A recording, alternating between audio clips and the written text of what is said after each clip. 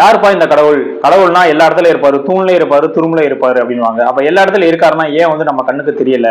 உண்மையிலேயே வந்து கடவுள் இருக்காரா இல்லையா, இல்ல அது வந்து எல்லாமே வந்து ஒரு பிரம்மையா அப்படின்ற மாதிரி நீங்க நினைச்சிட்டு இருந்தீங்க அப்படின்னா கண்டிப்பா வந்து இந்த கதையை கேளுங்க. இது கேட்டு முடிச்சோடனே உண்மையிலேயே கடவுள் இருக்காரா இல்லையா அப்படின்றதுக்கான பதில் வந்து உங்களுக்கு வந்து கிடைக்கும். ஒரு அழகான கிராமத்துல பாத்தீங்கன்னா ஒரு ஜென் துறவி வந்து எல்லாத்துக்குமே வந்து போதனைகள் வந்து பண்ணிட்டு இருக்காரு. அவருடைய முழு டைம் வேலையே வந்து பாத்தீங்கன்னா அந்த ஆசிரமத்துல உட்காந்து எல்லாத்துக்கும் வந்து போதனை பண்றதுதான் வந்து அவருடைய முழு வேலை. ஸோ அவருக்கு வந்து நிறைய சீடர்கள் இருந்தாங்க. எல்லாருமே வந்து அவர்கிட்ட வந்து போதனை எல்லாம் பெற்று வந்து ட்ரெயின் ஆயிட்டு இருந்தாங்க. ஆனா அவருக்கு வந்து பாத்தீங்கன்னா அந்த கூட்டத்திலேயே வந்து பாத்தீங்கன்னா விக்ரமாதித்தன் அப்படின்னு சொல்லிட்டு ஒரு சீடர் இருக்கான். அவன் தான் வந்து அந்த குருவுக்கு வந்து ரொம்பவுமே வந்து ஒரு பிடிச்சமான ஒரு மாணவன். ஏன்னா எந்த விஷயத்தையும் சொன்னாலும் உடனே வந்து மைண்ட்ல வந்து ஏத்திக்கிறோம். அந்த அளவுக்கு வந்து ஒரு டேலண்டான பையன் தான் வந்து அந்த விக்ரமாதித்தன். ஸோ அந்த ஜென் குருவுக்கு வந்து எப்பயுமே வந்து அந்த விக்ரமாதித்தன் மேல வந்து ஒரு அக்கறையும் ஒரு பற்றும் வந்து எப்பயுமே வந்து அவர் மேல வந்து இருந்துகிட்டே தான் இருக்கும்.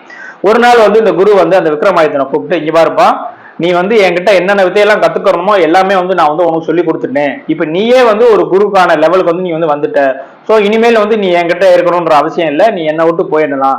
போய் உங்க வீட்டுல உன்னுடைய அப்பா அம்மா அவங்கள போய் பாரு. அது மட்டும் இல்லாம நீ கத்துக்கிட்ட இந்த விஷயங்களை நீயுமே வந்து ஒரு ஆசிரமத்திலயோ இல்ல உங்க வீட்லயோ இருந்து மத்த எல்லாத்துக்குமே வந்து சொல்லிக் கொடு. நீ வந்து அந்த நிலைக்கு வந்து நீ வந்து வந்துட்ட அப்படின்ற மாதிரி வந்து ஒரு போதனையை வந்து வழங்கிட்டு இருக்காரு.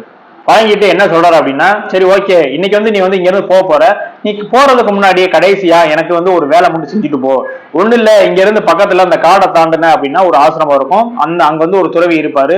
சோ அவருக்கு நீ போய் இந்த மாதிரி வந்து நான் தான் உன்னை அனுப்பிச்சு விட்டுருக்கேன் அப்படின்ற மாதிரி அவர்கிட்ட சொன்ன அப்படின்னா அவர் வந்து உன் கையில வந்து ஒரு ஓலைச்சுவடி கொடுப்பாரு. அந்த ஓலைச்சுவடியை மட்டும் நீ வாங்கிட்டு வந்து என்கிட்ட கொடு. அது மட்டும் போதும். நீ வந்து பத்திரமா போயிட்டு வா. எல்லாம் உள்ள கடவுள் வந்து உன்னை வந்து பாத்துப்பாரு, உனக்கு உறுதுணையா இருப்பாரு அப்படின்ற மாதிரி சொல்றாரு.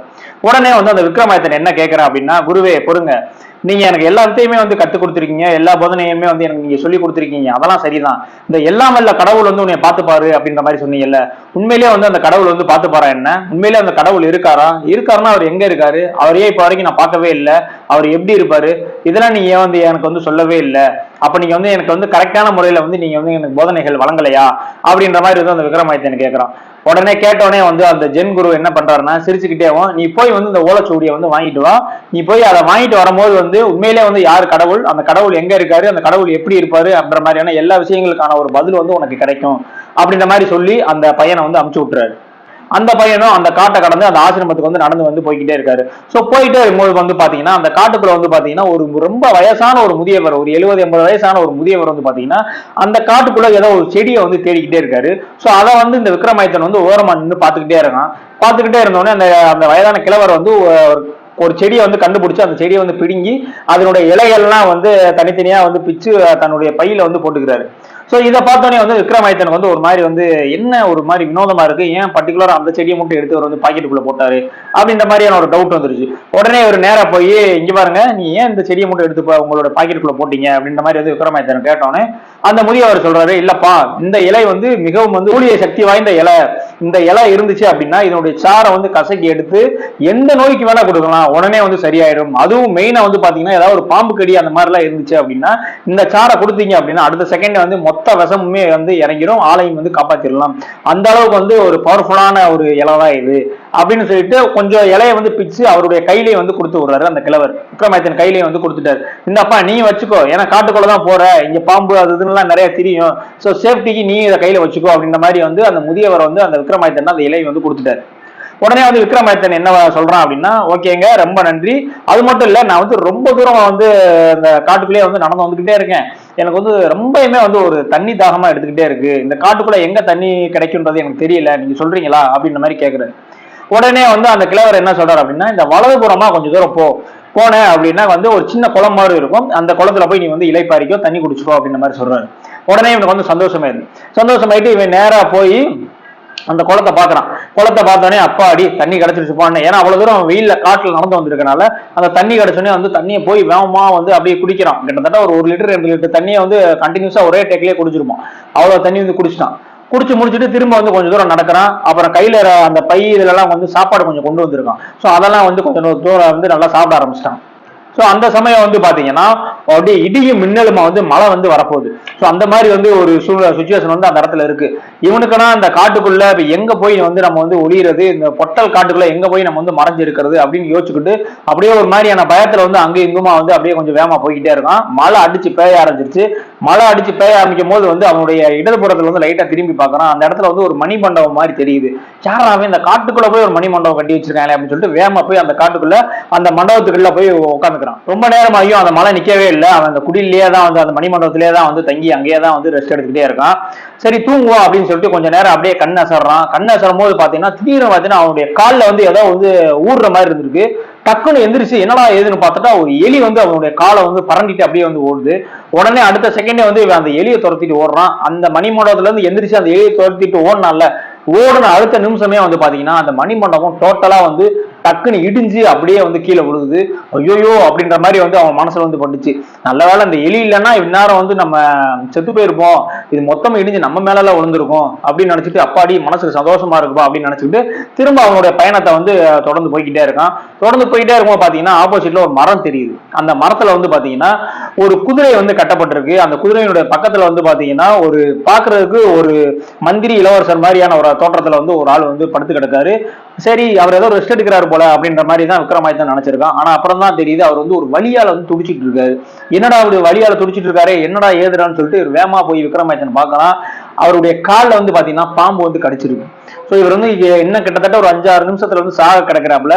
ஸோ அப்பதான் வந்து அவருக்கு வந்து ஒரு ஐடியா தோணுது விக்ரமாதித்தனுக்கு. என்னன்னா அந்த முதியவர் வந்து கொடுத்த அந்த இலை சாரை வந்து நம்ம வந்து இவர் கொடுப்போம், எப்படியாவது இவரை காப்பாத்திடுவோம் அப்படின்னு சொல்லிட்டு அந்த இலையினுடைய சாரை வந்து பிழிஞ்சு அந்த மரத்துக்கு அடியில இருந்தவரை வந்து விஷத்துல இருந்து காப்பாத்திடுறாரு.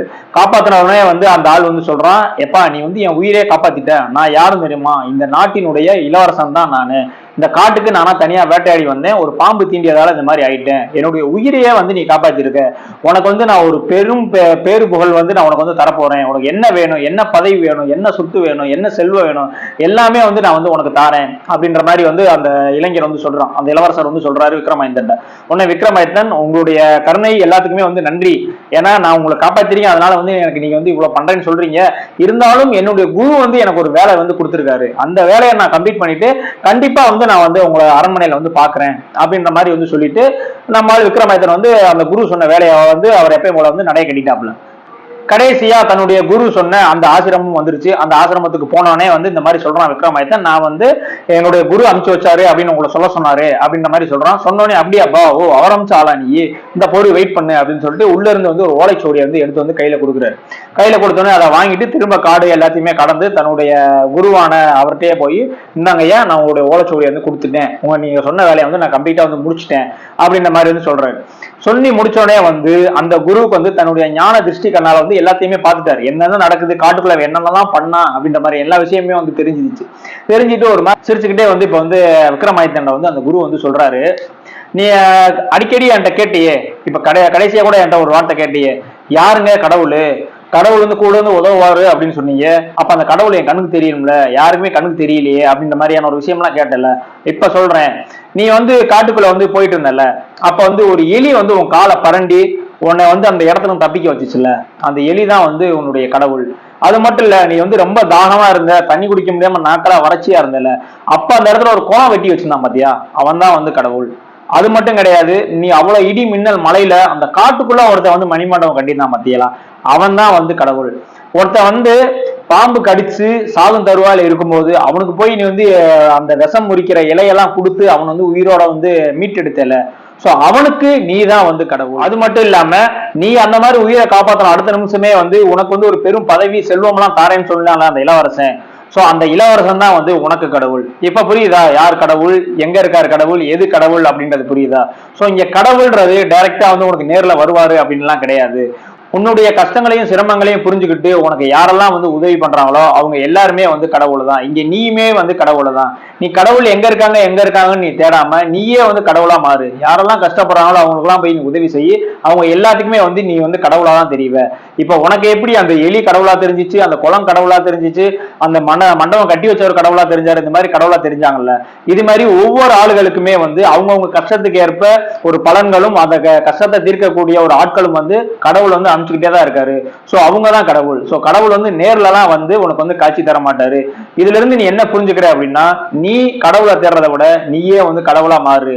இனிமேல் மத்தவங்ககிட்ட நீ உதவி கேட்கறத விட உன்னால முடிஞ்ச உதவியை வந்து நீ மத்தவங்களுக்கு பண்ணும்போது நீ அவங்களுக்கு வந்து கடவுளா மாறுவ அப்படின்ற மாதிரி வந்து அந்த குரு சொல்றாரு. அந்த குரு சொன்னப்பதான் வந்து அந்த விக்ரமாதித்தனுக்கு வந்து அப்படியே அவர் புட்ல அடிச்ச மாதிரி அவருக்கு வந்து தெரிஞ்சிச்சு. நம்ம கடவுள் எங்கன்னு தேடிட்டே இருந்தோம், இந்த செயல்கள் எல்லாம் இருந்துதான் எனக்கு வந்து புரிஞ்சிச்சு உண்மையிலே வந்து இதுதான் கடவுள் நான் புரிஞ்சுக்கிட்டதை விட கடைசியில நானுமே வந்து கடவுள் ஆயிட்டேன் அப்படின்னு நினைக்கும் போது வந்து எனக்கு ரொம்ப சந்தோஷமா இருக்கு அப்படின்ற மாதிரி வந்து இந்த கதை வந்து முடியுது. ஸோ அந்த கதை வந்து எனக்கு ரொம்பவே பிடிச்ச கதை. இந்த ஜென் துறவி கதை புக்ஸ்ல வந்து ஒரு 3வது கதை தான் அந்த கதை. ஸோ அந்த கதை எனக்கு ரொம்பவுமே வந்து பிடிச்ச கதை. ஏன்னா எப்பயுமே வந்து நீ கடவுளை தேடி போறதை விட முடிஞ்ச அளவுக்கு வந்து நீங்க கடவுளா மாறுறதுக்கு என்ன விஷயம் பண்ணணும் அப்படின்றத வந்து அந்த குரு வந்து அருமையா வந்து விளக்கியிருப்பாரு. ஓகே, இதே மாதிரியான அடுத்த ஒரு கதையில வந்து சந்திக்கிறேன். உங்களுக்கு இதே மாதிரி ஜென் கதைகள்லாம் வேணும்னு சொன்னீங்கன்னா சொல்லுங்க, இதே மாதிரியான கதைகள் வந்து போஸ்ட் பண்ணிடலாம். நிறைய பேர் வந்து பார்த்துட்டு சப்ஸ்கிரைப் பண்ணாமே இருக்கீங்க, கொஞ்சம் சப்ஸ்கிரைப் பண்ணிட்டு பார்த்தா நல்லா இருக்கும். ஓகே, இதே மாதிரியான அடுத்த ஒரு வீடியோல வந்து சந்திக்கிறேன். நன்றி.